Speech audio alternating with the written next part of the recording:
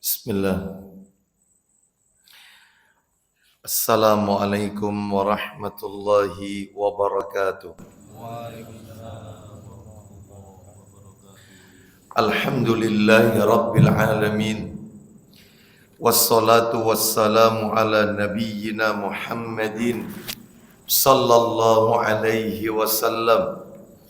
Ashhadu an la ilaha illallah wahdahu la syarika lah.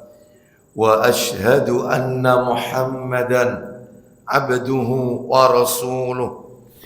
Ya ayyuhalladzina amanu taqullaha haqqa tuqatih wa la tamutunna illa wa antum muslimun, amma ba'du.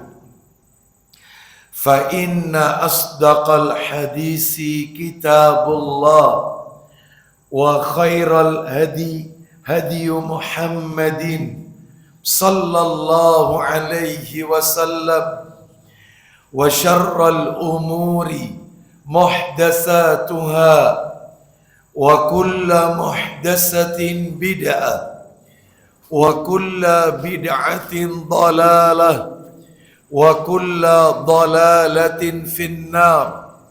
Ikhwan wa akhwati fillah, bapak-bapak, ibu-ibu, kaum muslimin dan muslimah, jamaah majelis taklim Masjid Al-Hidayah Ketintang yang semoga dimuliakan oleh Allah Subhanahu wa ta'ala.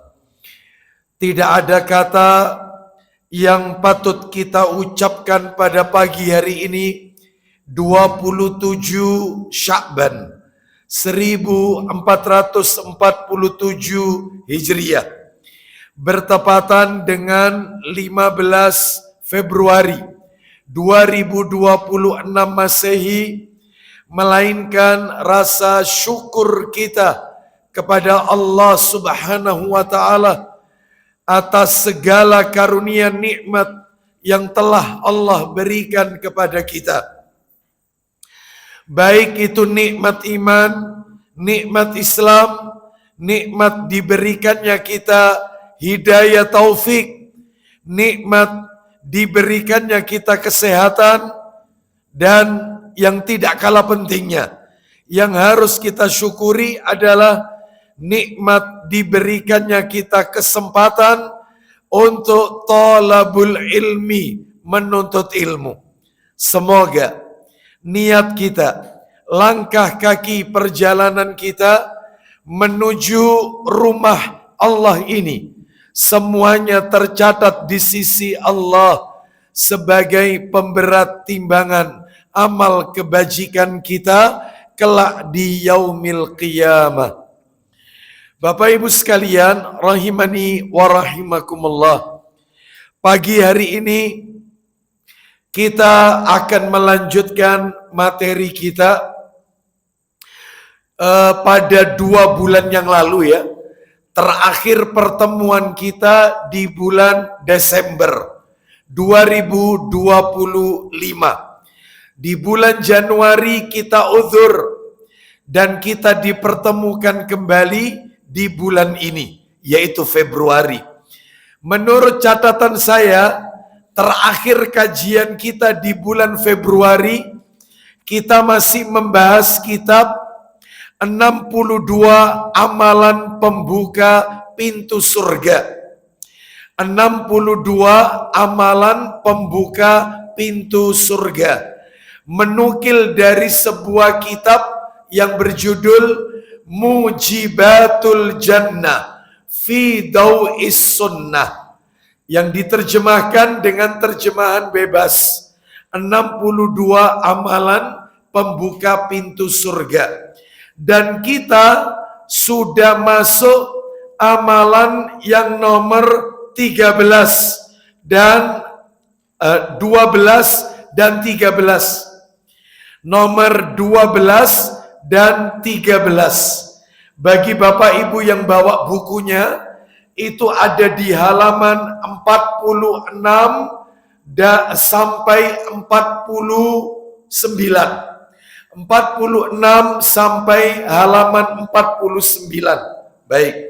Jadi amalan yang nomor 12, banyak pergi ke masjid untuk beribadah.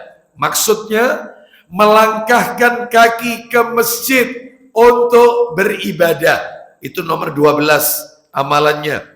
Amalan yang nomor 13, membangun masjid. Nah, karena dua-duanya masih terkait dengan masjid, maka materinya pada waktu itu kita bagi menjadi 4 bagian.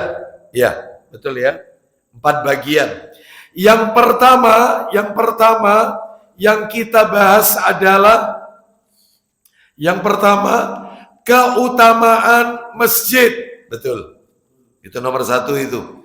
Yang nomor 2, makna memakmurkan masjid. Jadi yang dimaksud dengan memakmurkan masjid itu apa? Itu sudah kita bahas. Yang nomor 3, cara memakmurkan masjid. Bagaimana caranya kita ini memakmurkan masjid? Karena terus terang, kalau kita lihat dewasa ini, banyak atau tidak sedikit di antara kaum muslimin, yang mereka tidak semangat memakmurkan masjid. Ya, baik. Bapak Ibu sekalian rahimani wa rahimakumullah. Jadi mereka berlomba-lomba membangun masjid, tetapi mereka lupa untuk memakmurkan masjid. Nah, itu. Bahkan sampai-sampai seringkali kita temukan satu daerah itu sampai masjid itu lebih dari 1. Ya, lebih dari 1. Musolah ada, masjid ada. Bahkan ada juga di negeri kita, ya, volumenya diangkat sedikit ya, volumenya. Suara saya soalnya sudah mulai ini ya, bermasalah. Ya. Nah, oh gitu. Yang sini keras, yang belakang gak dengar. Ya. Ya. Nah, kira-kira ibu-ibu dengar? Dengar ya? Baik. Jangan sampai saya sudah ngotot begini, terus gak dengar. Iya. Baik, kita lanjutkan. Bapak Ibu sekalian rahimani wa rahimakumullah. Jadi banyak masjid dibangun di mana-mana, bermegah-megahan membangun masjid, yang menghias masjid, tapi tidak dibarengi dengan semangat untuk memakmurkannya. Makanya bisa kita lihat dengan jumlah jamaah yang tidak begitu banyak, ya. Padahal masjidnya luar biasa bangunannya. Terus kemudian juga di beberapa tempat itu ya, ini banyak kita temukan masjid, musola. Hampir sulit kayaknya kita lihat di negeri kita satu kawasan yang tidak ada masjidnya. Kayaknya sulit. Bahkan di negeri kita sampai ada istilah pulau 1000 masjid. Ya, karena banyaknya masjid. Pulau mana ini? Lombok ya. Nah, tentunya kita harus semangat untuk memakmurkannya. Nah, itu nomor 3 yang tadi ya, cara memakmurkan masjid. Nah, itu nomor 1 sampai nomor 3 sudah kami sampaikan. Hari ini kita akan lanjutkan yang nomor 4, yang terakhir ini, hari ini. Masih berbicara seputar masjid. Apa itu yang keempat? Yang keempat adalah larangan-larangan seputar masjid. Nah, larangan-larangan seputar masjid. Nah, itu tidak apa saja larangannya. Ya. Bapak Ibu sekalian rahimani wa rahimakumullah. Untuk mengetahui apa saja larangan-larangan seputar masjid, saya mencoba untuk merujuk pada kitab Mausu'ah Al-Manahij Syar'iyyah fi Sahihis Sunnah An-Nabawiyah yang sudah diterjemahkan dalam bahasa Indonesia, ensiklopedi larangan menurut Al-Quran dan As-Sunnah. Itu ada di jilid 1 halaman 389. Jadi bagi Bapak Ibu yang punya bukunya, Ensiklopedia Larangan itu terbit 3 jilid. Penerbitnya Pustaka Imam Asy-Syafi'i. Lah itu di jilid 1 halaman 389 sampai 477. Jadi kurang lebih 8 halaman berbicara tentang larangan seputar masjid. Nah, jadi penting punya buku itu Bapak Ibu. Karena buku itu isinya larangan-larangan dalam Al-Quran dan hadis-hadis Nabi. Apa saja. Dan itu dibagi per bab. Ada larangan seputar akidah. Kalau nggak salah itu ada 19. Larangan yang berbicara seputar akidah. 19 poin. Ada larangan seputar ilmu. Lebih banyak lagi. Kalau nggak salah 26 poin. Larangan seputar ilmu. Ya, ada lagi larangan seputar perkawinan, larangan seputar puasa, larangan seputar zakat. Lah ini larangan seputar masjid. Ada berapa? Ada 5. Ada 5 larangan seputar masjid. Apa saja? Apa saja larangan-larangan seputar masjid? Yang pertama, ada 5 ya. Nomor 1, menghias masjid. Nggak boleh. Masjid itu sebenarnya tidak perlu dihias, nggak boleh dihias. Ya, sederhana saja, Bapak Ibu sekalian. Menghias masjid, mana dalilnya? Dalil kalau ini tidak diperbolehkan. Dalilnya hadis Abu Dawud. Abu Dawud, nomornya 498. 498 kita dengarkan. Hadis riwayat Abu Dawud 498. Saya bacakan. Ya, ini petugasnya nggak ada. Ya, tadi sudah telepon saya. Ternyata kejebak macet di alun-alun Sidoarjo. Jadi hari ini pemerintah setempat Sidoarjo punya acara geden-gedenan. Ya, itu jadi semua jalan dialihkan ke lingkar timur. Itu, iya macet total, makanya kejebak macet di situ. Tadi telepon saya, minta maaf gak bisa hadir. Baik, gak apa-apa. Kita bacakan saja, kita bacakan saja. Nah, jadi larangan menghias masjid.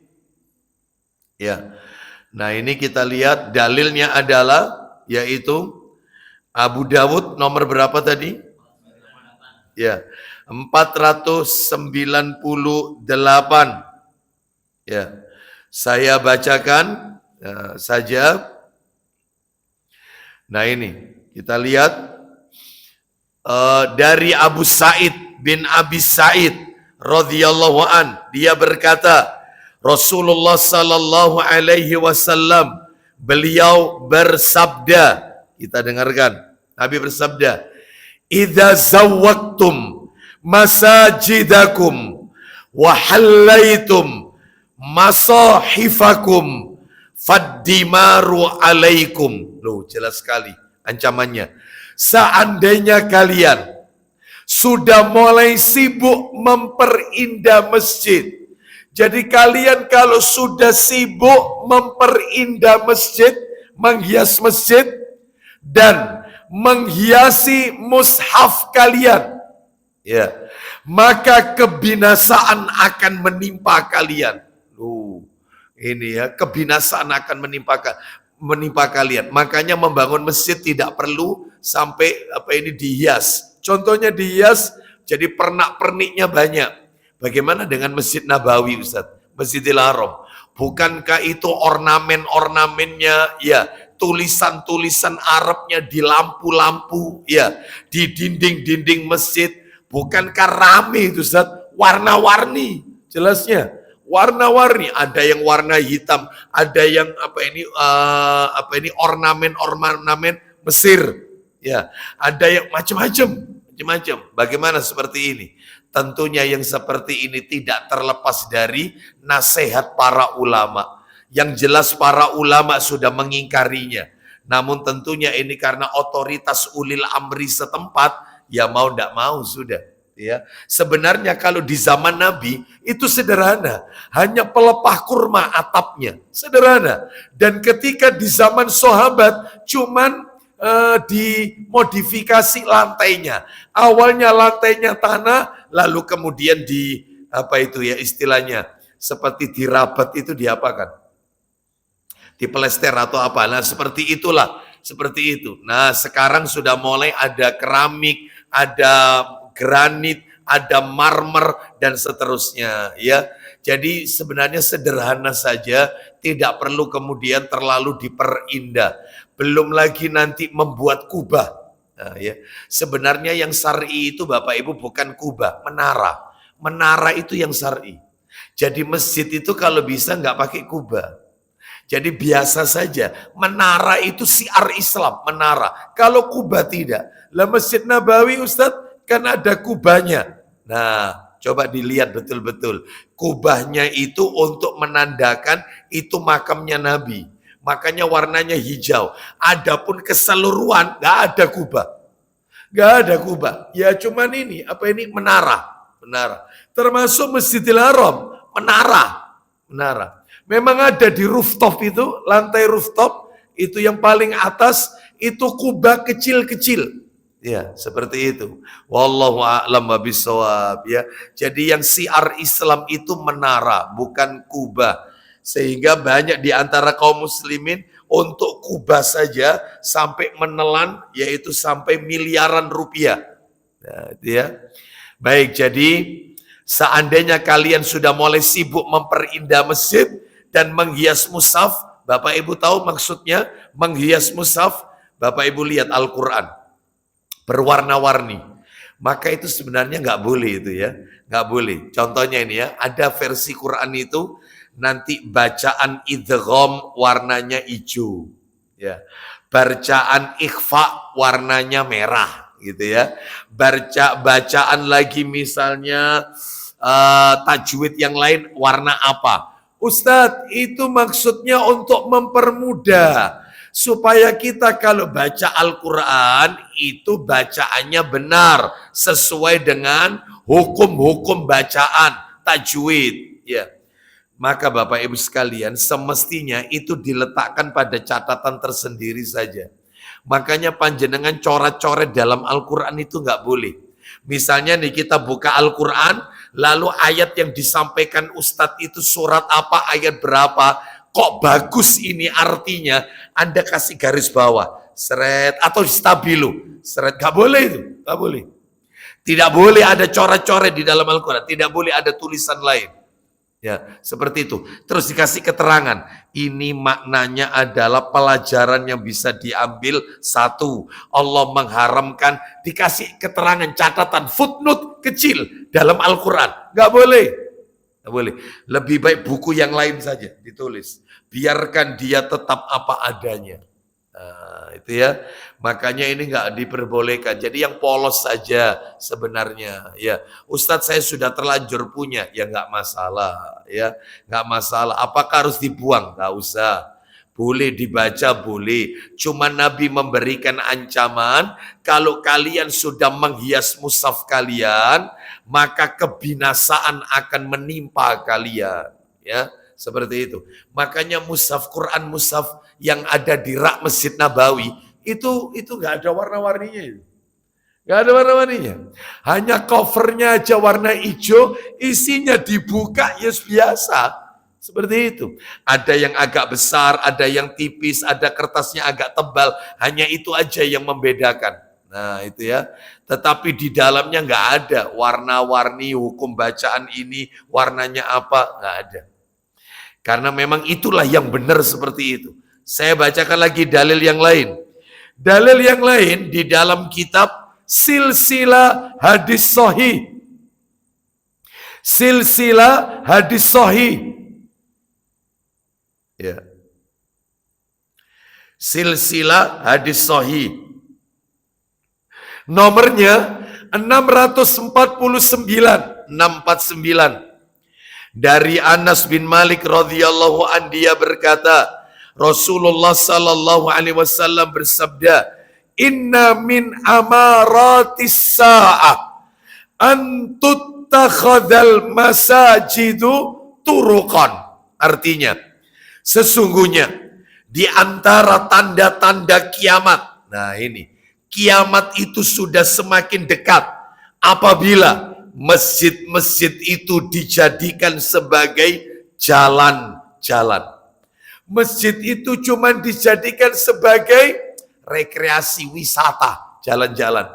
Jadi dia itu tidak sholat tahiyatul masjid, cuman selfie, foto. Kenapa? Masjidnya bagus soalnya, api.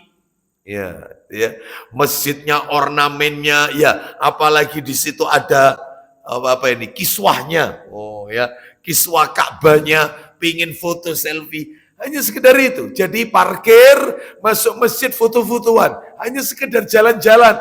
Dia tidak beribadah, tidak sholat tahiyatul masjid, atau mungkin berdoa, baca Quran, atau berzikir, dan seterusnya. Maka ini tanda kiamat sudah mulai dekat. Tanda kiamat sudah mulai dekat.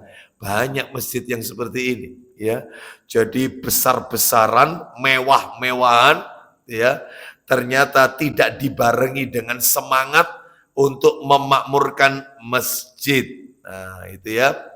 Baik, sekarang yang nomor 2. Larangan seputar masjid yang nomor 2. Yang nomor 2. Berjual beli di dalam masjid. Nggak boleh. Jual beli di dalam masjid nggak boleh. Nggak boleh. Ustadz, saya mau tanya, batasan masjid itu mana? Nah, Bapak Ibu sekalian, selama masjid itu punya pagar pembatas, maka semua yang ada di dalam pagar itu wilayah masjid. Berarti wakaf masjid. Semua yang di luar pagar, maka itu bukan wilayah masjid. Bapak Ibu lihat Masjid Al-Akbar, Masjid Agung Al-Akbar, itu kan halamannya luas dan ada pagarnya. Maka yang di dalam pagar, termasuk yang parkir di dalamnya, itu semuanya area masjid itu. Masjid semuanya. Mulai lantai 1-nya, lantai 2-nya, lantai 3-nya, semua. Dari bawah ke atas, semuanya wakaf masjid. Makanya enggak apa-apa orang kalau mau jualan di luar pagar. Dulu sebelum dipindah di samping, di Al-Akbar itu, dulu sebelum dipindah, mereka berjualan ya di jalan-jalan. Enggak masalah. Karena itu bukan area wakaf masjid. Makanya masjid itu penting punya pagar itu. Untuk membatasi mana area masjid, mana yang bukan. Nah, seperti itu ya. Lah kalau misalnya tidak ada pagarnya, maka paling tidak teras masjid itu bagian dari masjid. Makanya tidak boleh jual beli.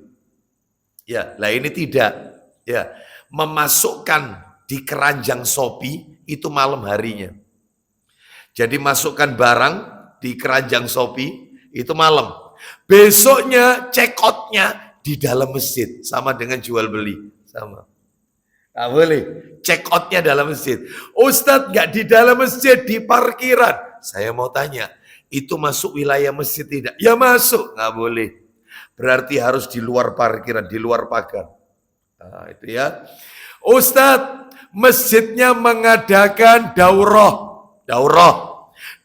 Ramadan. Oke. Ternyata spanduknya atau flyer atau apa ini, bannernya di situ tertulis Ustadz, ya, sponsored by, disponsori oleh beauty ini, oleh air ini, oleh itu, sama dengan jual beli di dalam masjid. Sponsor soalnya, sponsorship sama.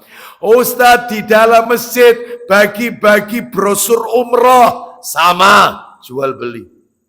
Mobil parkir itu masuk wilayah masjid, mobilnya, wipernya dikasih brosur umroh. Masing-masing mobil diselipin brosur. Nggak boleh. Karena itu masuk wilayah masjid soalnya. Anda nggak boleh jual beli. Meskipun nawarkan produk, tidak ada transaksi jual beli. Nggak boleh. Seperti itu. Ustadz cuma ngobrol aja ya. Kamu beli jam itu berapa? Kok api jam singon gawe? Aku beli itu ndak mahal kok sekian. Oh iya iya, kalau gitu. Aku titip ya, titip tak transfer sekarang. Sama. Ya, sama. Ya.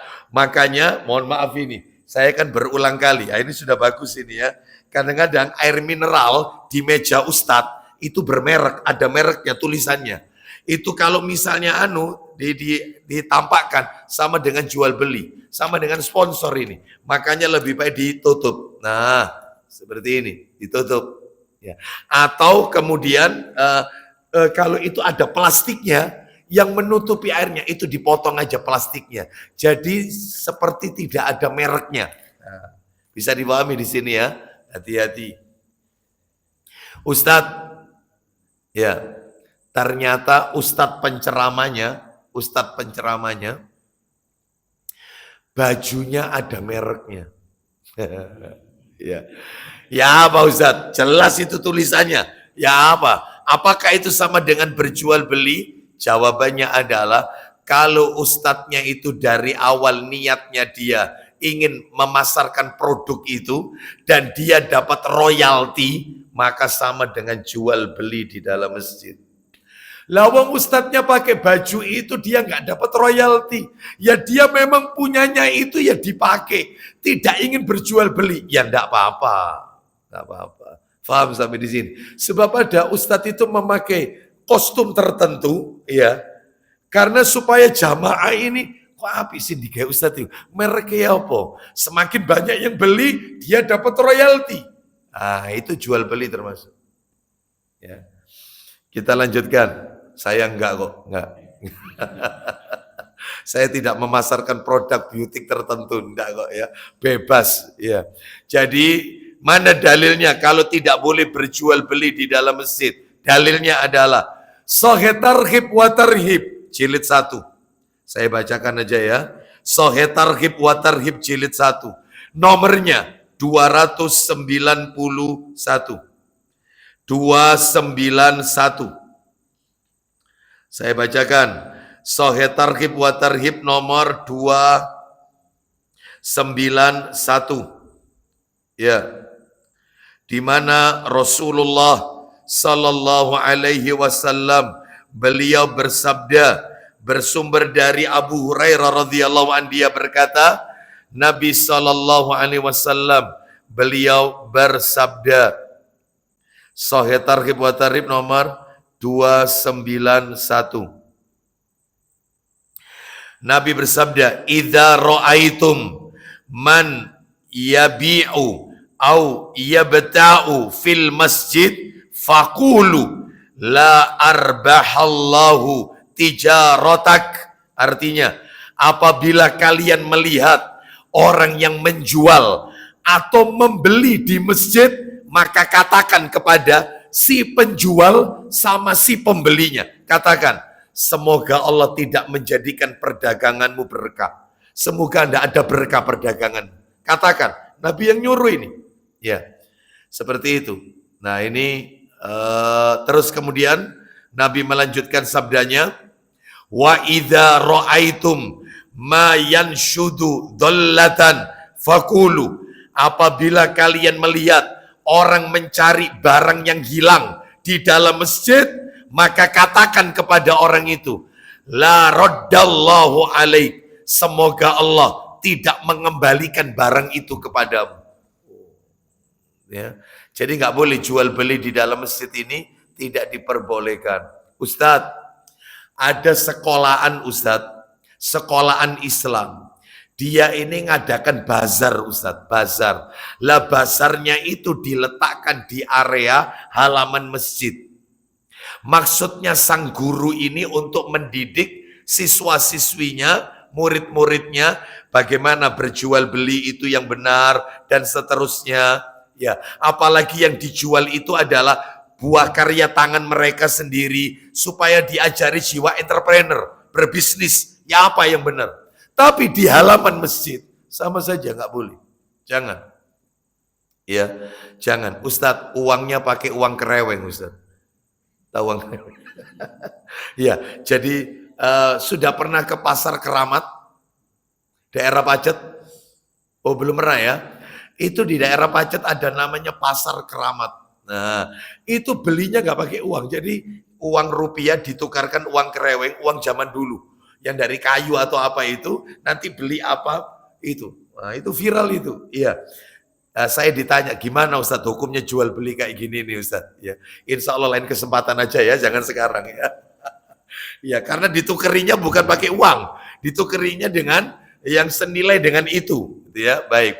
Wallahu a'lam bishawab. Coba ditanyakan lagi kepada guru-guru kita yang lain. Lah itu gimana? Tetap nggak boleh, meskipun itu pakai uang, apa ini pura-pura dan seterusnya, ya. Baik, kita lanjutkan. Ustadz, main monopoli di dalam masjid. Ayo, saya beli hotel. Ya, saya beli kota itu tak beli. Wih, kota lo dibeli ya. Tapi monopoli, ya, bagaimana? Sebenarnya nggak masuk kategori jual beli, cuman ngapain juga gitu loh. Main monopoli di masjid. Apa nggak ada tempat yang lain gitu? Masjid ini kan untuk beribadah, berzikir, bukan untuk perbuatan yang sia-sia seperti ini. Nggak boleh. Apalagi di situ ada dadu. Apa katanya Nabi? Orang bermain dadu termasuk karambol, termasuk apa ini catur, ya, maka sama dengan mencelupkan tangannya ke darah dan daging babi. Jadi tangannya dicelupkan ke darah babi atau berlumuran dengan daging babi. Ya najis berarti. Iya, permainan ini najis. Halma, ular tangga, hindari. Ya, masih ada Ustadz dakonan. Insya Allah gak apa-apa dakonan ya. Tahu dakon ya? Itu. Pernah tahu ya dakonan ya? Ini permainan yang sudah langka ini ya. Pati lili, gak masalah itu ya. Seperti itu. Baik, kita lanjutkan. Jadi nomor 2 tadi berjual beli dalam masjid. Nomor 3.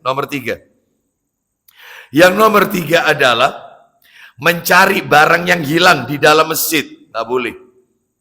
Mencari barang yang hilang dalam masjid tidak diperbolehkan. Ya. Haram hukumnya, nggak boleh. Mana dalilnya? Tadi. Ya, Sahih Targhib wa Tarhib nomor 291. Sahih Targhib wa Tarhib nomor 291. Saya tambahkan dalil supaya tambah banyak. Sahih Targhib wa Tarhib 290. Satu nomor sebelumnya. Saya bacakan.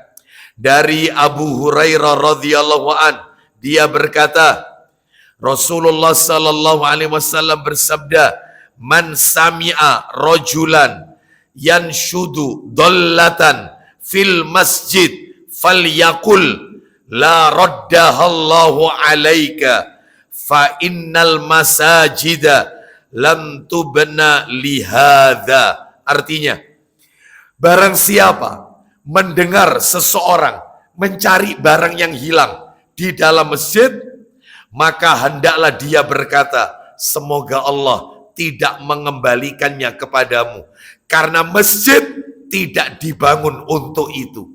Bukan, nggak boleh ngumumkan seperti ini. Ya, maka mudah-mudahan barangmu tidak dikembalikan oleh Allah Subhanahu wa taala. Ya, mudah-mudahan barangmu tidak kembali. Kan ada takmir masjid itu diberitahukan kepada para jamaah, bagi bapak ibu yang merasa kehilangan jam tangan, harap menghubungi. Nggak boleh, pakai pengeras suara masjid. Lah terus gimana caranya? Caranya adalah, misalnya nih ya, caranya bisa dilakukan yaitu di luar masjid. Caranya misalnya ada papan seperti mading itu ya, majalah dinding papan, di situ ditulis. Bagi yang merasa, tapi di luar masjid ini, di luar pagar. Bagi siapa yang merasa kehilangan, maka harap hubungi takmir. Nah, atau misalnya disampaikan lewat grup WA, media sosial. Ya, tapi itu dilakukannya tentunya di luar masjid. Di luar masjid. Baik, jadi masjid bukan tempat untuk mengumumkan berita kehilangan seperti ini. Terus kemudian yang nomor berapa sekarang? 4. Yang nomor 4, ya, larangan seputar masjid nomor 4, mengumumkan berita kematian. Mengumumkan berita kematian.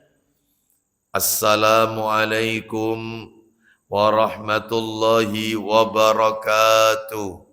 Inna lillahi wa inna ilaihi raji'un. Inna lillahi, telah wafat, telah meninggal dunia. Ini pada waktu zamannya COVID. Oh, banyak yang kayak gini. Zamannya COVID diumumkan, ya. Seperti itu. Jenazah akan disolati pukul sekian dan dimakamkan pukul sekian dan seterusnya. Nah itu, apalagi ditambahi, maka monggo ya Bapak Ibu sekalian, jika tidak ada halangan, mulai nanti malam Yasin tahlil selama 7 hari. Itu juga diumumkan, nggak boleh ya kayak gini, nggak boleh. Tidak diperbolehkan, karena masjid bukan untuk tempat pengumuman-pengumuman seperti ini. Lah terus gimana? Sekarang canggih, pakai media sosial, langsung disebar. Apalagi tiap RT itu ada grup WA-nya. RT ada, RW ada. Supaya warga sekitar tahu. Cukup lewat gitu aja, media sosial. Nggak perlu melalui pengumuman atau pengeras suara masjid. Nggak perlu. Nah itu ya. Ngumumkan berita kehilangan. Banyak nggak masjid-masjid seperti ini? Hampir rata-rata. Ya, Ustadz, ngumumkan hasil kotak kaling infak. Ya, Jumat yang telah lalu, Jumat pekan yang lalu, ya, hasil kotak kaling infak sekian juta diperuntukkan untuk bla bla bla bla bla sekian, sehingga sisa hasil infak sekian. Ya.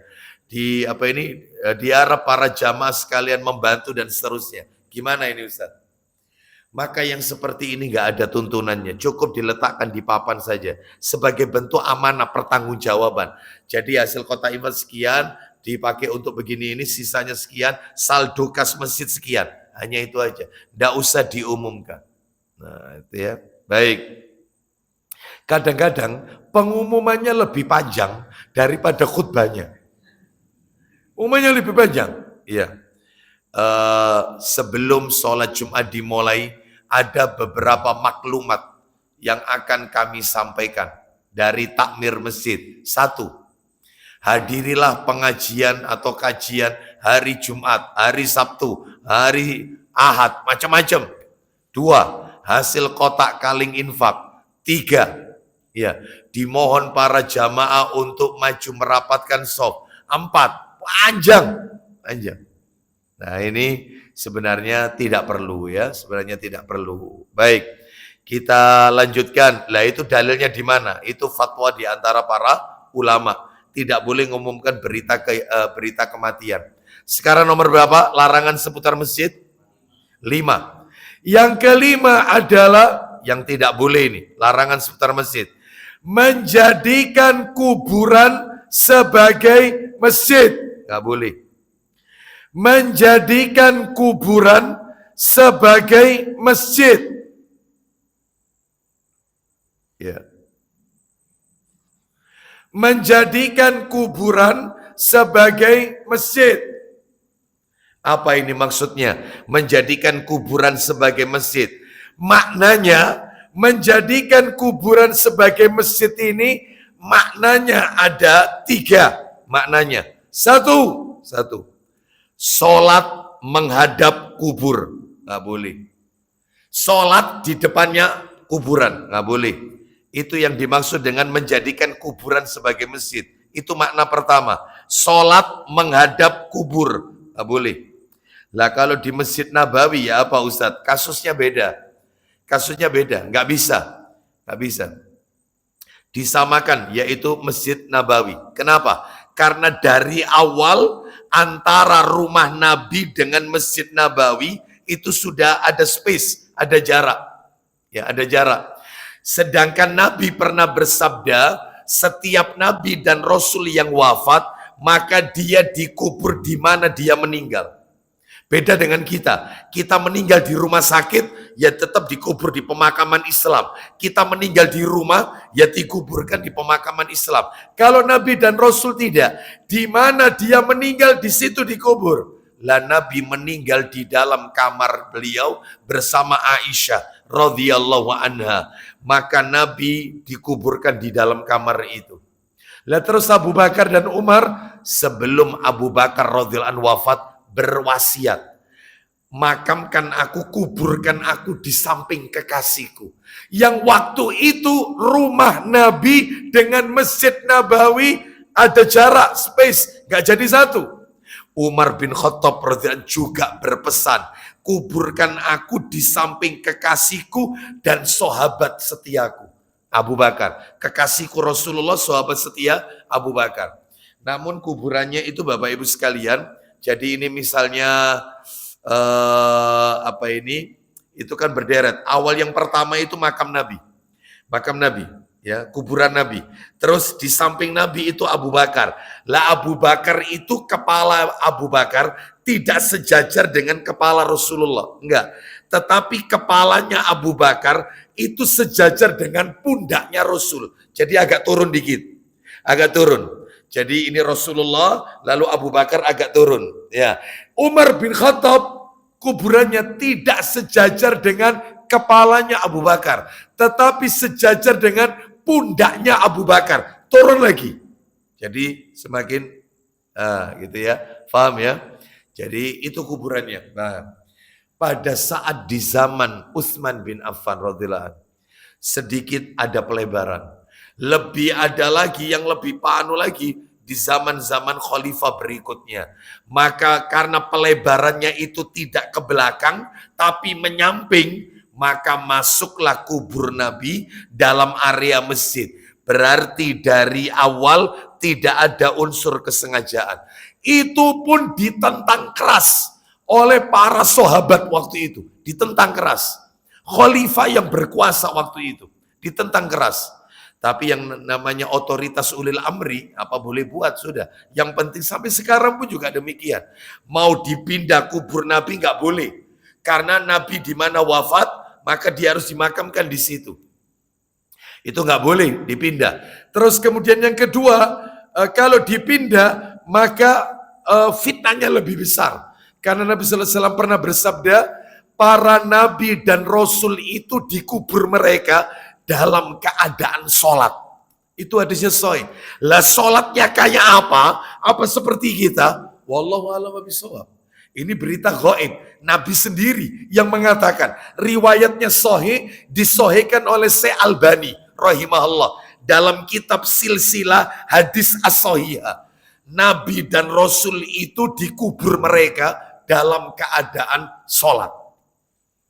Nah, kayak gitu. Lah ini kalau diangkat jenazahnya, dipindah ke tempat lain, fitnahnya lebih besar. Maka ya sudah, dari awal tidak ada. Itu pun sama kerajaan Saudi, sudah didesain seperti berbentuk segitiga. Jadi orang kalau sujud, tidak serta-merta langsung ngadep kuburan. Sudah, itu temboknya lapis 3 itu. Tembok dindingnya, lapis 3. Didesain agak sedikit segitiga. Ya, sehingga meminimais sekecil mungkin resikonya, karena dari awal tidak ada kesengajaan. Beda dengan kuburan di negeri kita, beda. Ini sudah ada masjid, halamannya lebar, tiba-tiba meninggal seorang tokoh, orang soleh, entah wali, entah sunan, entah siapa, lalu dimakamkan di dalam area masjid. Sengaja ini berarti, sengaja. Beda kasusnya sama Nabi, beda sama Abu Bakar sama Umar. Jangan pakai dalil itu sudah. Ini sengaja. Atau di situ ada kuburannya wali, orang soleh, untuk mengenang jasanya dibuatkan masjid di area pekuburan. Sengaja berarti. Makanya kata para ulama, mana yang lebih dahulu yang punya hak, maka itu yang menetap. Contoh, kalau kuburan dulu, terus kemudian dibangun masjid, masjidnya yang dibongkar, kuburannya tidak boleh. Tapi kalau masjid duluan, baru dimasukkan jenazah, maka jenazah yang harus dikeluarkan. Masjid punya hak, mana yang lebih dulu? Nah, itu ya. Baik, oleh karena itu, maka nggak bisa dijadikan dalil kubur Nabi di Masjid Nabawi. Saya ulang, jadi yang dimaksud dengan menjadikan kuburan sebagai masjid adalah yang pertama, sholat menghadap kubur. Mana dalilnya? Sahih Muslim. Nomor hadisnya 972. Muslim nomor 972. 972. Nah, ini kita dengarkan. Sahih Muslim 972. Saya bacakan dari Abu Marsad Al-Ghanawi radhiyallahu an, ia berkata, Rasulullah sallallahu alaihi wasallam bersabda, la tajlisu alal kuburi wala tusallu ilaiha. Artinya, janganlah kalian duduk di atas kuburan, nggak boleh. Dan jangan pula kalian sholat menghadap ke kuburan, nggak boleh. Sholat menghadap kuburan. Saya tanya, banyak nggak masjid di negeri kita yang seperti ini? Banyak. Saya asli kelahiran Ampel, Surabaya. Tepatnya di daerah Nyamplungan. Ya, jadi Masjid Sunan Ampel itu tempat bermain saya waktu dulu masa kecil saya. Ya, jadi saya tahu persis. Nah, kecuali kalau antara kuburan sama temboknya masjid itu beda. Ada pemisah, dinding pemisah. Ini masjid, ini kuburan. Dipisah dengan tembok, nggak apa-apa.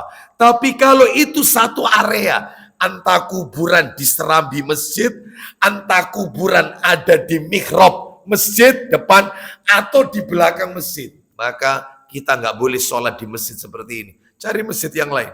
Cari masjid yang lain. Ya, nah di Masjid Ampel itu di belakang itu kuburan orang Arab. Kuburan orang Arab belakang, ya, marga tertentu, kuburan khusus. Lah yang di sekitarnya kuburan wali, ya. Maka tidak ada dinding pemisah kalau tidak salah. Saya belum tahu yang sekarang bagaimana karena lama sekali saya nggak pernah masuk ke sana, ya. Saya nggak tahu. Ya mudah-mudahan ada dinding pemisahnya antara kuburan dengan masjid. Wallahu a'lam wa bishawab. Ya, kita lanjutkan. Sekarang yang nomor 2, makna nomor 2 yang dimaksud menjadikan kuburan sebagai masjid. Yang nomor 2 adalah berdoa menghadap kuburan. Gak boleh. Berdoa menghadap kuburan. Gak boleh. Doa itu menghadap kiblat. Gak boleh menghadap kuburan. Makanya Bapak Ibu, kalau panjenengan ziarah kubur, itu kan ada 2 tugas kita. Kalau ziarah, yang pertama menyampaikan salam kepada penghuni kubur, yang kedua mendoakan penghuni kubur. Jadi tolong ya, ada 2, salam sama doa. Ketika kita mengucapkan salam untuk penghuni kubur, itu menghadap kepada mayit kuburan. Contohnya ucapan salam, Assalamualaikum ahlad diyari minal mu'minina wal muslimina wa inna insyaallahu bikum lahikun. Selamat, semoga Allah memberikan keselamatan kepada kalian, wahai penghuni kubur, dari kalangan orang-orang yang beriman dan kalangan orang-orang Islam. Insya Allah kami akan menyusul kalian. Itu ucapan salam. Lalu berikutnya kita kan doa. Nas'alullahu lana walakumul afiyah. Semoga Allah menyelamatkan kami dan menyelamatkan kalian. Maksudnya dari azab. Itu nggak boleh ngadep kuburan. Karena itu permohonan. Nas'alullah. Langsung Anda berbalik menghadap ke arah kiblat. Makanya mereka yang ziarah ke masjid Nabi, mohon maaf, kuburan Nabi. Jadi setelah dari Raudhah, itu kan kita keluarnya ngelewati kuburan Nabi. Itu cukup ucapkan salam. Assalamu alayka ayyuhan nabiyyu wa rahmatullahi wabarakatuh. Atau ucapan yang lain. Assalamu ala nabiyyi wa rahmatullahi wabarakatuh. Sampingnya lagi. Assalamu alayka ya Abi Bakrin. Ya. Radhiyallahu an wa rahmatullahi wabarakatuh. Terus sampingnya lagi. Assalamu alayka ya khalifata Rasulullah sallallahu alaihi wasallam Umar ibn Khattab radhiyallahu an wa rahmatullahi wabarakatuh. Itu ngadep kubur Nabi, menghadap kubur Abu Bakar dan Umar. Begitu kita ngangkat tangan, itu nggak boleh ngadep kubur Nabi. Makanya di sana banyak polisi-polisi atau masyayikh ulama di sana yang menjaga ketat kubur Nabi. Itu begitu lihat orang-orang kita ngangkat tangannya kok ngadep kubur Nabi, maka mereka langsung menasihati kita. Haram haji, haram. Mamnu, nggak boleh, dilarang. Kiblah. Suruh ngadep kiblat, suruh berbalik. Karena ngangkat tangan, berdoa. Jadi kalau mengucapkan salam tidak perlu ngangkat tangan, ya. Ngangkat tangan itu ketika berdoa, ya. Baik. Jadi kembali ke materi kita, kalau menghadap kubur, itu tidak boleh kita berdoa menghadap kubur. Tetapi kalau mengucapkan salam itu diperbolehkan menghadap kubur. Bisa difahami sampai di sini? Mana itu dalilnya? Dalilnya adalah disebutkan surat Al-Jin, surat nomor 72 ayat 18. Ayo kita dengarkan surat Al-Jin, surat nomor 72. Surat nomor 72. Minta tolong dibantu Pak Putut. Surat nomor 72. Ya, ayatnya ayat 18. Ayat 18. Allah Ta'ala berfirman, pendek ayatnya. Surat sesungguhnya masjid-masjid itu adalah untuk Allah. Untuk Allah. Maka janganlah kamu menyembah apapun di dalam selain Allah. Baik, itu kalau mau diterjemahkan apa adanya, mestinya bukan begitu. Saya bacakan teksnya. Perhatikan. Wa annal masajida lillahi. Perhatikan berikutnya. Fala tad'u. Itu arti yang betul. Fala tad'u. Maka janganlah kalian berdoa. Nah, ud'u fala tad'u. Fala tad'u ma'allahi ahada. Maka janganlah kalian berdoa di dalamnya selain Allah. Nggak boleh. Berdoa di dalam kuburan ini nggak boleh. Ya, atau doa menghadap kuburan, nggak boleh. Berdoa itu ngadep kiblat, bukan ngadep kuburan. Ya, seperti itu. Adapun kalau kita lihat sebagian kaum muslimin, kalau mereka ziarah, banyak sekali. Ya, mereka baca Al-Quran di kuburan, berdoanya, ya, iktikaf berlama-lama di kuburan sambil zikir-zikir. Bukan, yang benar di dalam masjid, bukan kuburan. Ya, ini masalahnya kalau kita nyampaikan begini langsung divonis Wahabi. Ya, itu ya. Kita lanjutkan. Maka tentunya ini sebagai bentuk rasa cinta kita kepada mereka, ya kita ingatkan, nggak boleh yang seperti ini. Nggak ada tuntunannya. Baik, kita lanjut. Apalagi yang lebih parah, menjadikan kuburan sebagai tawaf, berkeliling. Memang ada Ustaz, ada. Anda buka YouTube, Anda ketik tawaf mengitari kuburan. Itu dilakukan di negeri kita. Kuburan orang soleh ditawafi. Tawaf itu mengitari Ka'bah, bukan kuburan. Wong batu disembah, itu ada kok. Ada. Muslim sambil baca la ilaha illallah. Bayangkan, seperti itu. Batu loh ini, ya. Oleh karena itu nyembah, ya, batu. Menyembah itu kepada Allah Azza wa Jalla. Hati-hati ya, hati-hati. Terus misalnya ada lagi berzikir rame-rame di depan stupa, arca. Ya, ada Borobudur.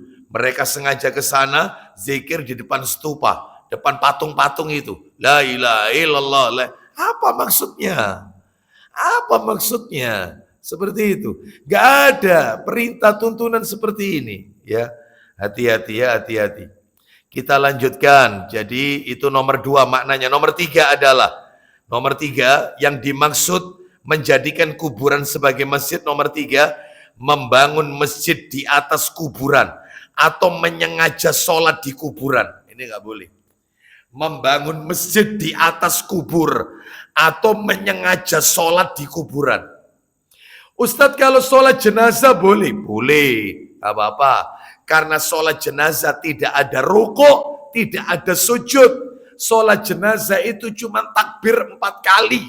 Boleh 5 kali, boleh 6 kali. Boleh.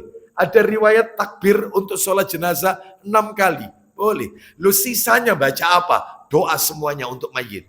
Kecuali takbir pertama saja Al-Fatihah. Takbir kedua itu sholawat kepada Nabi. Takbir ketiga, 4, 5, 6. Doa untuk mayit semuanya. Seperti itu. Boleh. Saya pernah melakukan seperti ini. Itu dalilnya sahih. Takbirnya 5 kali. Jangan 6 kali. Iya. Begitu saya takbir keempat. Wis diintai ini rupanya. Bentar lagi salam ya. Saya takbir lagi. Allahu Akbar. Subhanallah. Iya. Saya lupa memang. Saya yang salah. Mestinya tadi sebelum sholat. Saya sampaikan. Mari kita mensolati saudara kita, sholat jenazah. Insya Allah hari ini kita lakukan 5 kali takbir.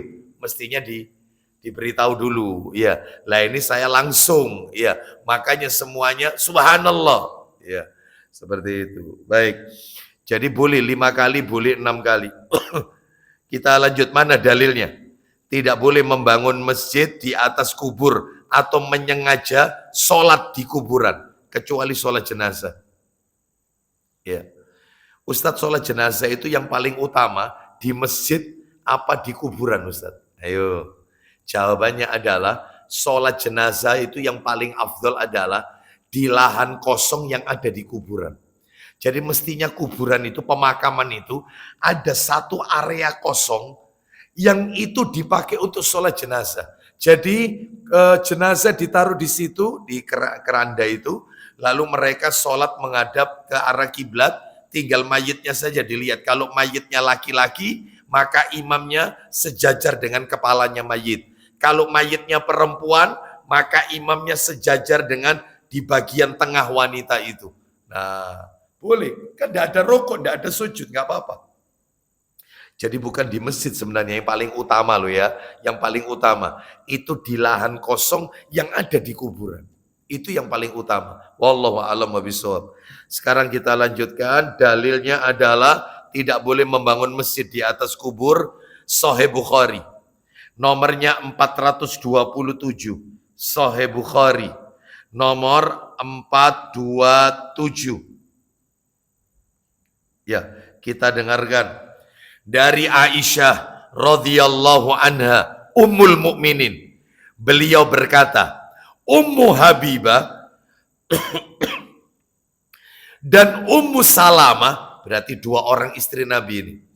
Aisyah radhiyallahu anha menceritakan, Ummu Habibah dan Ummu Salamah menceritakan kepada Nabi SAW bahwa mereka berdua melihat gereja di Habasyah. Mana Habasyah? Ethiopia. Baik. Yang di dalamnya gereja itu terdapat gambar-gambar. Maka Nabi SAW bersabda, apa kata Nabi? Inna ulaika idza kana fihimur rajulus salih famata banau ala qabrihi masjidan wasawwaru fihi tilka suwar faulaika syirarul khalqi indallahi yaumal qiyamah. Oh, keras sekali ini. Apa kata Nabi? Sesungguhnya jika orang soleh dari mereka meninggal, mereka mendirikan masjid di atas kuburannya dan mereka menggambar dalam masjid gambar-gambar orang soleh tersebut. Makanya di dalam gereja mesti ada foto, gambar, ya, dan patung, bukan aja gambar, patung, ya, entah itu patungnya Yesus dan seterusnya. Baik, terus kemudian mereka itulah seburuk-buruk makhluk di sisi Allah pada hari kiamat. Saya pernah loh masuk di sebuah masjid, gak saya sebut nama masjidnya, gak saya sebut. Yang jelas masjid saudara kita yang satunya, itu aja. Ternyata di dalam masjid itu banyak figura, banyak foto-foto ulama. Ya, mohon maaf ini ya, tertulis di bawahnya Habib siapa, ini ada lagi kiai siapa, banyak foto tertempel orang-orang soleh. Terus wali siapa, ini wali siapa, ya. Terus ada lagi Syekh Abdul Qadir Jailani. Kapan ada selfie di zamannya Syekh Abdul Qadir Jailani, Nabi Khidir, sampai kayak gitu. Dalam masjid loh ini, dalam masjid, bukan rumah, masjid, ada fotonya. Ini nggak boleh, ini menyerupai orang-orang ahlul kitab, orang-orang Nasrani. Di gereja mereka banyak foto-foto seperti ini. Ya, nggak boleh. Ya, belum lagi ditambahi, yaitu dengan perbuatan-perbuatan yang lain yang Nabi tidak pernah ajarkan di dalam masjid tersebut. Baik, kita berlindung kepada Allah Subhanahu wa taala dari hal-hal yang seperti ini ya. Kita doakan saudara-saudara kita diberi hidayah oleh Allah Azza wa Jalla dan kesempatan taubat sebelum ajalnya ya. Baik, terus kemudian sekarang larangan nomor 6. Saya tambahkan satu. Iya betul ya sekarang. Nomor berapa ya? 6. Larangan seputar masjid nomor 6. Saya tambahkan satu. Jadi nggak jadi 5, 6. menjadikan masjid sebagai tempat wisata. Menjadikan masjid sebagai tempat wisata. Untuk selfie, untuk berfoto-foto, bahkan kadang-kadang mampir masjid rest area, itu hanya untuk istirahat saja. Tanpa melakukan ibadah di dalamnya. Oh banyak. Bapak Ibu kalau mau tahu perjalanan tol panjang ya, kalau kita mau ke Jakarta, Surabaya Jakarta tol panjang, itu ada beberapa rest area, masjidnya bagus-bagus. Dan ternyata saya perhatikan, mereka itu parkir, di situ banyak kuliner, banyak jual makanan. Mereka beli, dimakannya di halaman masjid. Jadi tempat berteduh, ya cerita, istirahat tiduran. Mereka gak sholat tahiyatul masjid. Atau mampir masjid hanya ingin ke toiletnya tok. Buang hajat, buang air kecil, ke toilet. Dia gak pakai wudhu terus sholat di dalamnya. Hanya pengen pipis, mohon maafin. Sampai seperti itu. Lah ini tanda-tanda akhir zaman yang seperti ini. Sebagaimana tadi sudah kami sampaikan dalilnya, yaitu di dalam hadis riwayat siapa tadi? Di dalam hadis, dalam kitab Silsilah Hadis Sahih. Saya bacakan. Silsilah Hadis Sahih. Nomornya 1351. 1351. Silsilah Hadis Sahih. 1351. Saya bacakan. Dari Abdullah bin Mas'ud radhiyallahu an, ia berkata, Rasulullah sallallahu alaihi wasallam bersabda, "Inna min asyratis sa'ah an yamurra ar-rajulu fil masjid la yusalliya fihi rak'ataini." Artinya, sesungguhnya di antara tanda-tanda kiamat, kiamat itu sudah semakin dekat apabila seseorang memasuki masjid namun tidak mengerjakan sholat 2 rakaat tahiyatul masjid di dalamnya. Jadi dia masuk masjid cuma sekadar cari toilet. Biasanya toiletnya masjid lebih bersih daripada toilet umum. Makanya itu yang dicari sama dia. Gitu ya. Itu. Jadi jangan sampai kita melakukan yang seperti ini. Baik. Sekarang saya akan jelaskan dikit terkait tahiyatul masjid Bapak Ibu.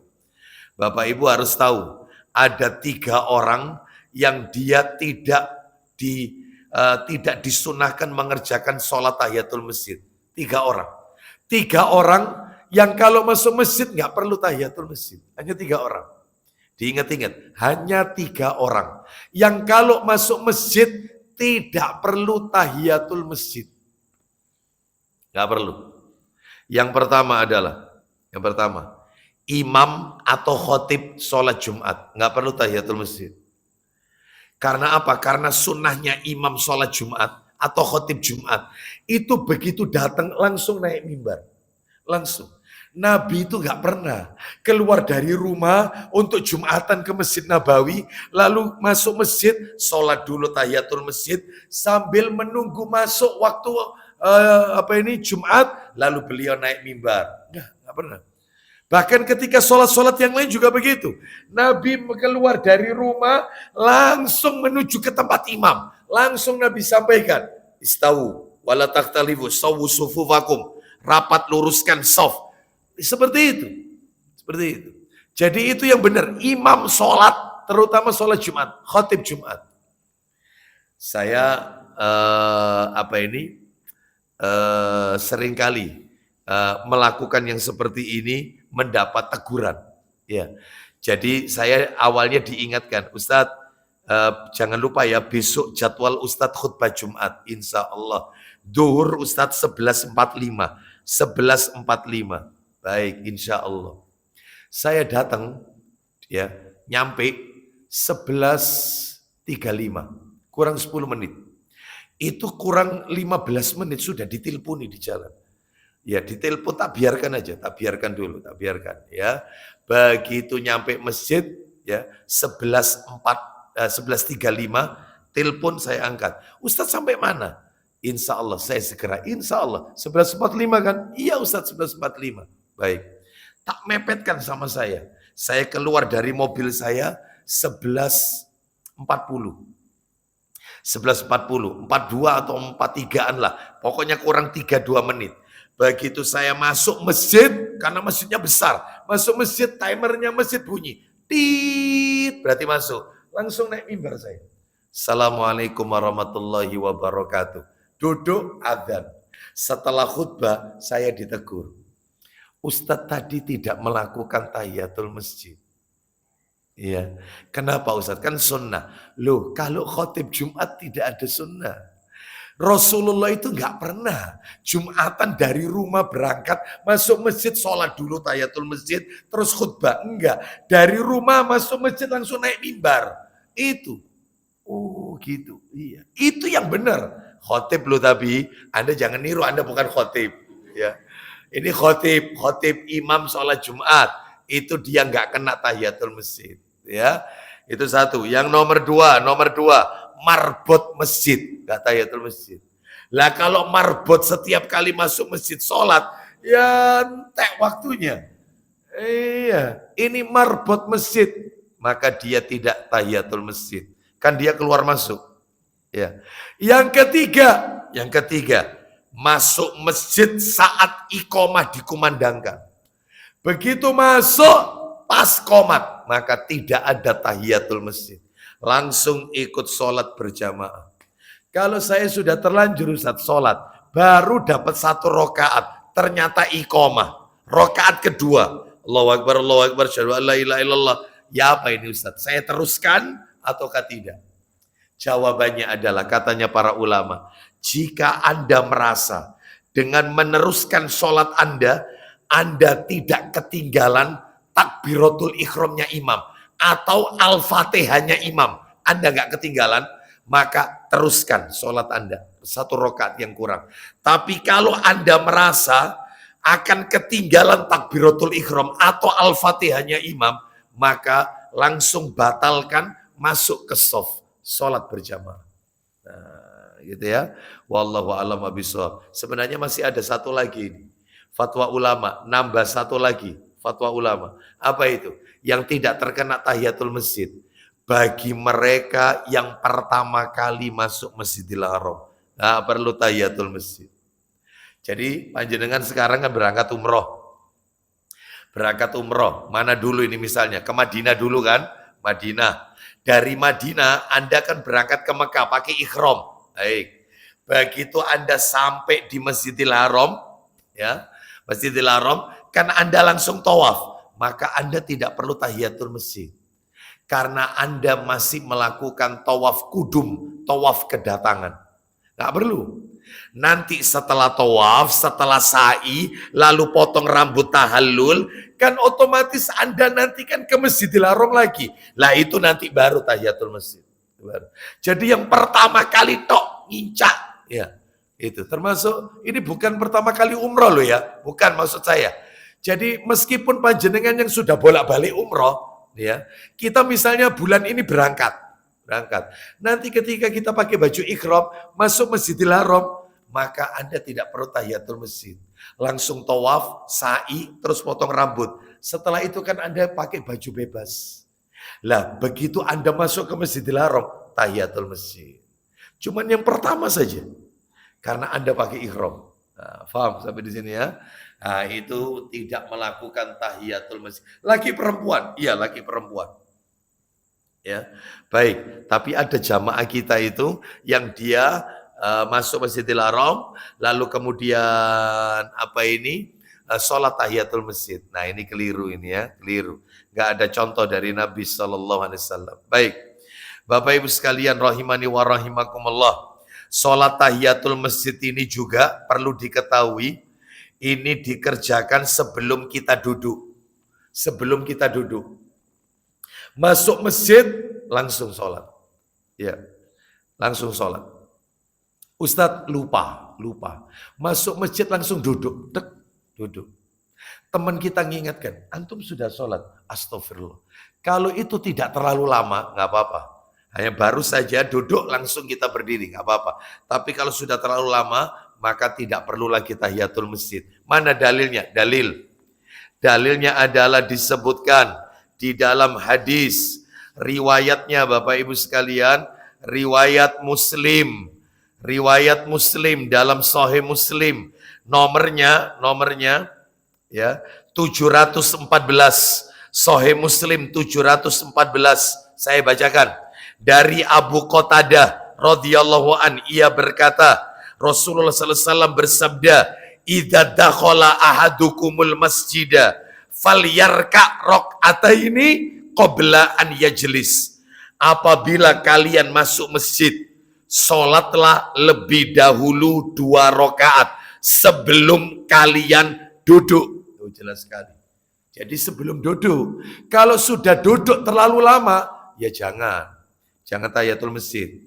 Seperti itu. Baik, ini keterangan tentang tahiyatul masjid. Ada lagi yang perlu kita ketahui seputar tahiyatul masjid. Apa ini? Jika timer waktunya masjid itu pendek, Anda masuk masjid, ternyata qomat kurang 2 menit. Qomat kurang 2 menit. Sedangkan Bapak Ibu kepingin sholat tahiyatul masjid, sholat sunnah ba'da wudhu, sholat sunnah qobliyah. Pengen ini, 2 rakaat salam, sholat lagi 2 rakaat salam, sholat lagi untuk qobliyahnya 2 rakaat salam. Ternyata timernya tinggal 2 menit. Gak cukup ini. Gak cukup. Ya apa caranya? Kembali ke yang Nabi sampaikan tadi. Saya ulang artinya ya. Rasulullah SAW bersabda. Yang tadi panjenengan tulis Sahih Muslim tadi. Sahih Muslim yang nomor 714. Begini.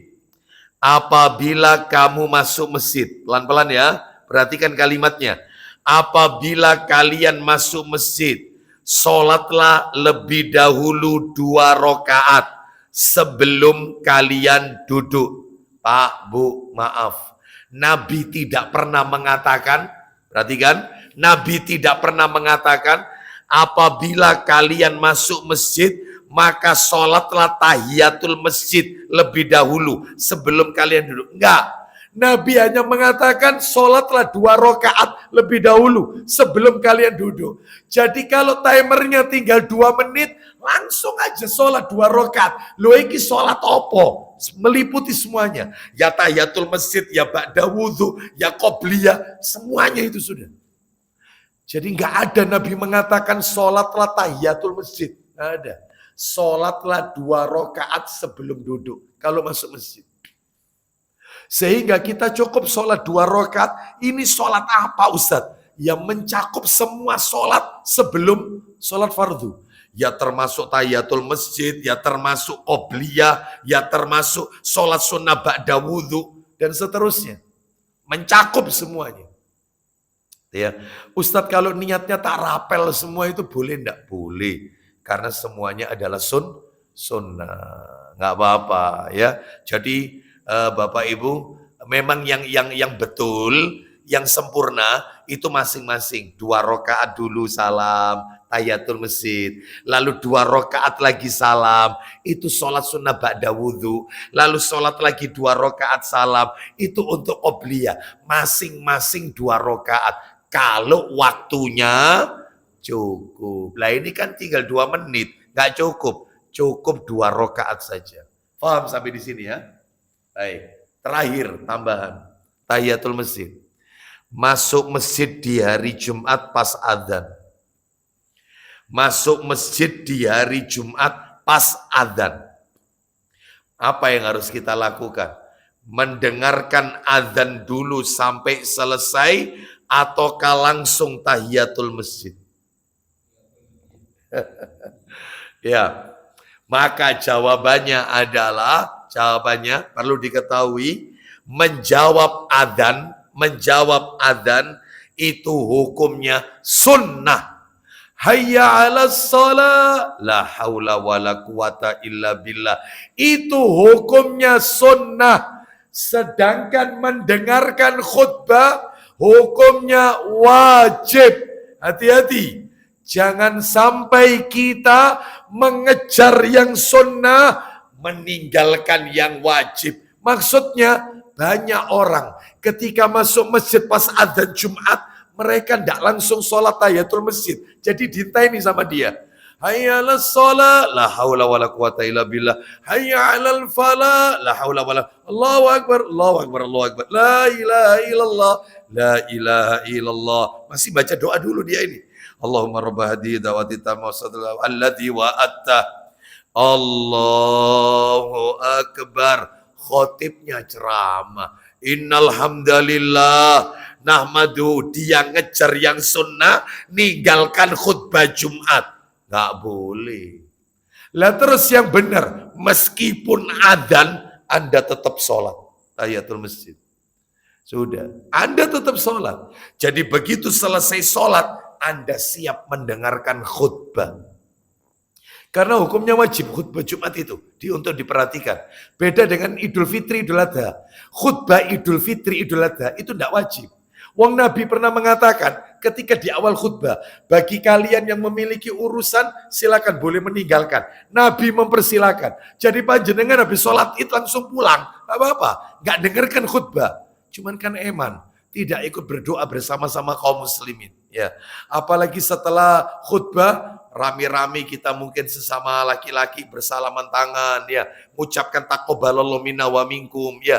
Wanita juga begitu sama ibu-ibu. Nah, kan kita kehilangan itu nantinya, kehilangan itu. Baik. Jadi yang wajib itu mendengarkan khutbah Jumat. Ustadz, ini bukan hari Jumat. Selain Jumat, misalnya hari Jumat tapi sholat asar. Jumat tapi sholat asar. Saya masuk masjid, pas adzan, saya langsung sholat atau dengarkan? Dengarkan dulu. Ini yang langsung sholat ini kalau adzan Jumat. Jadi kalau adzan asar, adzan maghrib, adzan isya, adzan subuh, itu kalau di hari Jumat, itu ya tetap dengarkan adzan dulu sampai selesai baru tahiyatul masjid. Ini yang saya maksud adzan Jumat. Paham maksudnya di sini ya? Adzan Jumat. Maka langsung sholat aja kalau adzan Jumat. Kalau ibu-ibu kan di rumah. Lah ibu-ibu itu sholat duhurnya kapan Ustaz? Apakah menunggu laki-laki pulang dari masjid? Ataukah meskipun khutbah wanita sholat di rumah sholat duhur? Apa nunggu khutbah selesai? Gak apa-apa kalau sudah waktunya masuk duhur langsung sholat. Meskipun di masjid masih khutbah. Itu berarti saya tidak perlu nunggu suami Ustaz ya. Iya, tidak perlu, langsung sholat aja. Iya kalau suami Anda pulang.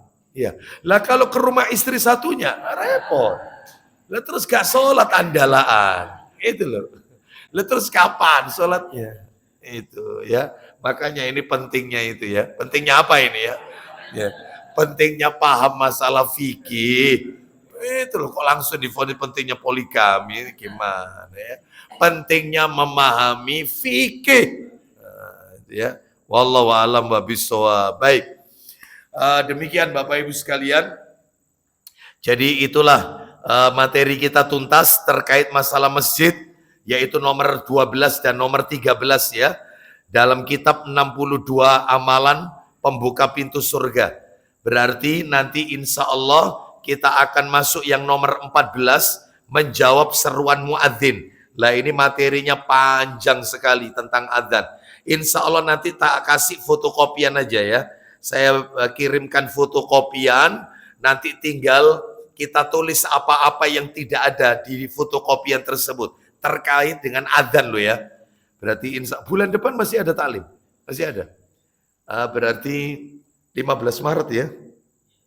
15 Maret, karena sama ini tanggalnya Februari sama Maret sama ini ya. Baik, berarti 15 Maret, Ahad ketiga masih ada taklim, insya Allah. Itu mendekati Idul Fitri itu. Gak ada yang mudik? Enggak ya? Enggak apa-apa, saya sama panjenengan tok ya, enggak apa-apa. Ya. Yang lain mudik semua mungkin ya. Baik, Ramadan itu, mohon maaf, Idul Fitri itu tidak identik mudik Bapak Ibu sekalian. Tidak identik baju baru, enggak, ya. Ramadan itu kata para alim ulama, laisal idu liman labisal jadid, innamal idu liman ta'atuhu tazid. Idul Fitri itu bukan miliknya orang yang bajunya baru, tetapi Idul Fitri itu miliknya orang-orang yang ketaatannya terus bertambah. Itulah Idul Fitri yang sesungguhnya. gitu ya. Wallahu a'lam bishawab. Ada yang mau bertanya? Silakan Pak, belakang dulu sebentar.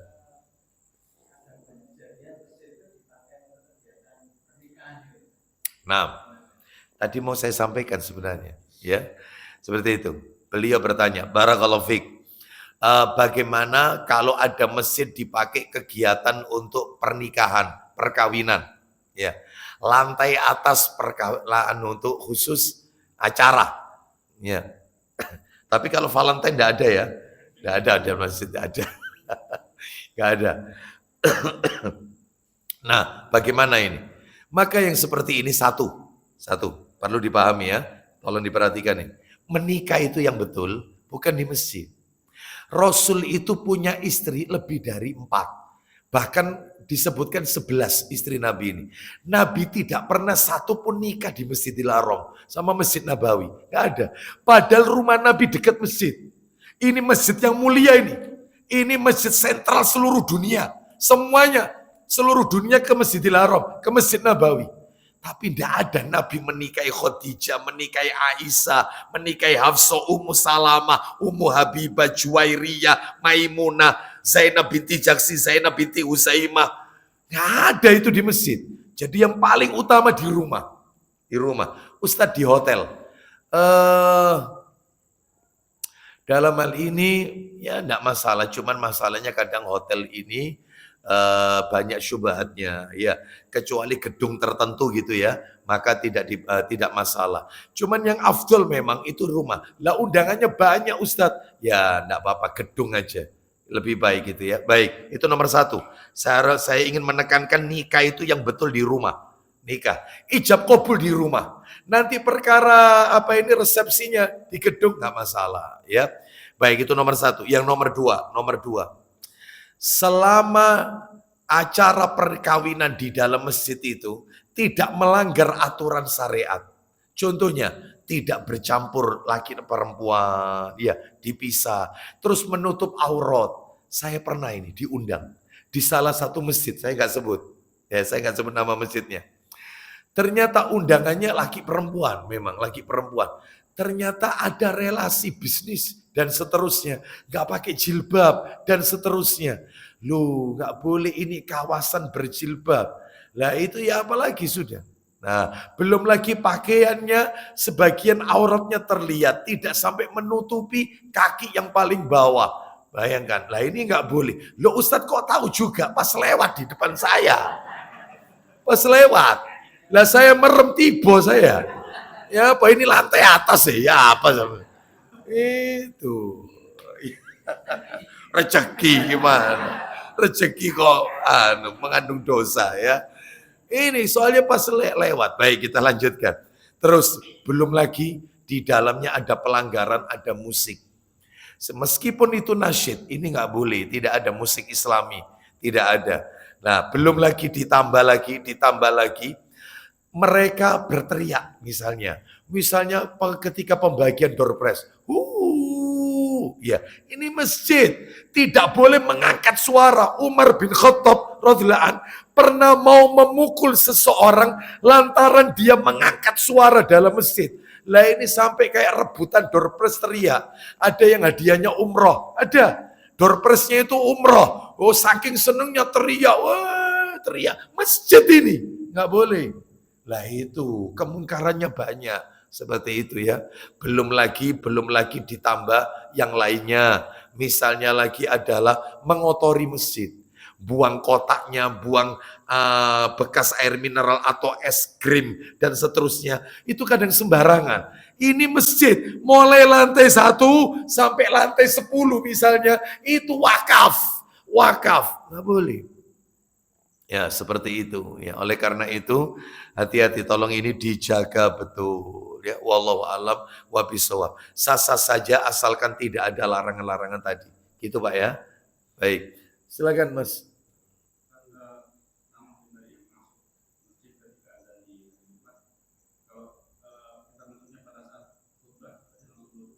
Baik. Nah, barakallahu fiik. Masuk masjid pada saat khutbah. Apa yang harus kita lakukan? Langsung duduk atau tetap sholat? Maka dalam hal ini terkecuali itu. Langsung sholat. Karena Nabi SAW pernah mengingatkan, yaitu salah seorang yang dia masuk masjid, Nabi sedang khutbah, telat ini, langsung duduk. Langsung Nabi bertanya, apakah engkau sudah sholat tahiyatul masjid? Belum, wahai Rasulullah. Berdiri, sholat dengan ringkas. Nabi ingatkan, khotibnya menegur. Bayangkan, Nabi berdialog berarti ini, dialog khutbah Jumat. Jadi kalau masuk masjid pas khutbah langsung sholat. Tapi sholatnya diringkas. Bacaannya jangan panjang-panjang. Nah ini rakaat pertama Al-Baqarah. Wah ya habis Jumatannya ya. Lewat ya. Baik. Yang lain ada? Silakan Pak Fendi.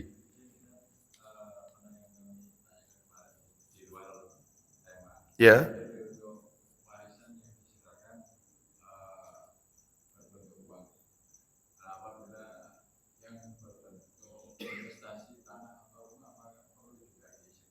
Oh iya. Nah, barakallahu fiik. Beliau bertanya masalah waris. Masalah waris. Iya, waris ini harus disegerakan. Gak boleh ditunda-tunda. Karena kalau ditunda-tunda kasihan jenazahnya. Dan anak itu boleh. Dia meminta haknya. Boleh. Boleh meminta. Itu jatahku, warisku. Dan tidak boleh anak tertua kekeh. Wis tala, iki oma satu-satunya peninggalan ibu. Ojo didol. Wis ini nanti dipakai rumah gadang. Rumah apa? Ya untuk jadi tempat transit. Jadi rumah induk, betul rumah induk. Jadi nanti kalau Idul Fitri pertemuan keluarga supaya kita itu punya inilah asal usul kita. Awak dewe iki lahir biyen ndok omah iki. Ini rumah induk ojo didol. Enggak boleh. Dia telah menzolimi saudara-saudara lain. Enggak boleh. Harus diminta. Dan anak itu boleh minta. Dumen. Oma iki dolen. Iku jatahku. Itu tidak berdosa. Dan bukan aib. Itu haknya. Haknya itu. Harus disegerakan. Jangan ditunda-tunda. Ibu juga begitu. Nah, bapakmu memang wis mati. Peninggalan nih bapakmu oma iki. Ya. Terus tak nggoni ibu ya. Ojo didol. Nggak boleh. Nggak boleh. Nggak bisa. Ibunya zalim. Lah caranya jual. Lah terus kemudian bagi dulu anak-anaknya. Nanti ibu melaku bu. Ibu di rumah. Atau nanti kalau anak-anaknya sudah nerima angkanya, sudah terima, ayo urunan. Kayak itu kok noman ibu. Atau dan seterusnya. Boleh yang seperti ini. Atau ada yang lain yang ngejoki. Berapa sini harganya? Sekian. Ya wis tak tutup. Nanti silakan dibagi yang lainnya. Berarti kalau aku ya, hakku ini ya, sudah tak beli ya. Sementara dipakai ibu dulu. Berarti nanti ibu meninggal, ini punya saya. Tidak ada kaitan dengan kalian. Karena sudah tak bayar itu. Gak apa-apa yang kayak gini. Jadi harus jangan kemudian ditahan-tahan. Jangan. Meskipun itu tinggal ibu tok di rumah itu. Harus segera ditum. Kalau tidak dosa ibunya. Kasihan mayitnya, jenazahnya ya. Wallahu a'lam. Jadi berupa investasi tadi sama. Segerakan. Jadi panggil appraisal, ya, ditaksasi, dinilai berapa ini, kamu dapat berapa, angkanya sudah tahu. Yang perempuan satu bagian sudah tahu. Nah, seperti itu, ya. Wallahu a'lam bishawab. Ustaz, saya itu tidak punya anak kecuali perempuan satu, Ustaz. Kalau saya mati, Ustaz, ini adik-adik saya yang laki-laki ini, Ustaz. Semuanya dapat ini paman-pamannya anak saya. Sak tante-tantenya oleh KB Ustaz. Maka tak siasati harta saya semuanya Ustaz. Tak hibahkan semua ke anak saya. Boleh Ustaz? Ya apa? Boleh. Gak apa-apa hibah. Ya, gak apa-apa hibah. Boleh. Dihibahkan. Begitu selesai orang tuanya meninggal. Ya selesai miliknya. Miliknya anak perempuan tersebut ya. Wallahu a'lam bishawab. Hibah, bebas hibah. Dan hibah tidak harus ahli waris. Siapapun yang nggak masuk ahli waris, maka boleh dihibahkan ke siapa. Wis ngene harta ini tak hibahno Abu Aslam. Alhamdulillah. Sujud syukur saya langsung. Ya, nah ini ada pertanyaan masuk. Gitu ya Mas Fendi ya. Baik, investasi tetap harus segerakan dibagi. Afwan izin bertanya, wanita itikaf di rumah atau di masjid? Masjid. Tidak ada itikaf kecuali masjid dan masjidnya ada aturan mainnya. Masjid yang dipakai Jumatan, masjid jami. Tidak boleh musola, nggak boleh. Masjid ini dipakai Jumatan enggak? Berarti boleh di masjid ini, boleh. Itikaf di sini boleh. Karena dipakai Jumatan. Cari masjid jami. Jami itu maksudnya bukan yang di dekat alun-alun, kubahnya besar, bukan. Masjid jami itu masjid yang dipakai sholat Jumat. Ya, Al-Hikmah, Gayung Sari. Itu meskipun nggak seberapa besar, maka itu masjid jami. Jami, ya. Seperti itu. Jadi wanita tidak boleh itikaf di rumah. Lah terus kalau misalnya dia haid, berhalangan, maka bagaimana? Maka dia boleh berlama-lama di masjid, tetapi dia nggak ikut sholat, nggak ikut. Baca Quran boleh, zikir boleh, ngasih buka puasa boleh. Dia tetap dapat pahala Lailatul Qadar. Wanita haid berhalangan, dia bisa berkesempatan dapat Lailatul Qadar. Seperti itu ya. Wallahu a'lam wa bishawab. Jadi itikaf itu di masjid. Berapa lama Ustadz? Semampunya. Memang yang afdal 10 hari ngebleng. 10 hari full. Ya, enggak mampu Ustadz. 24 jam sehari semalam. Opsi kedua, enggak mampu Ustadz. Mampu saya yang ikut sholat jam 1 itu sampai menjelang subuh. Setelah itu saya pulang. Karena saya punya tanggung jawab sebagai ibu rumah tangga. Enggak apa-apa. Fattaqullaha mastata'tum. Bertakwalah kepada Allah sesuai dengan kemampuannya. Itu termasuk itikaf ya. Bapak-bapak kalau bisa ngebleng Pak. Lah terus saya kerja gimana Ustadz? Makanya kalau Ramadan ajukan cuti. Gitu loh. Kalau Ramadan itu. Anda ini sudah bekerja 11 bulan. Wes towok delek dunya. Waktunya Ramadan cuti sebulan. Mestinya begitu. Wah ya dipecat Ustadz. Dipecat ya. Ya kalau gitu. Dalam hal ini semampunya saja. Ya. Wallahu a'lam bishawab. Kapan baca Quran hatam sampai kayak Imam Syafi'i 60 kali hatam. Oh, kalau Ramadan.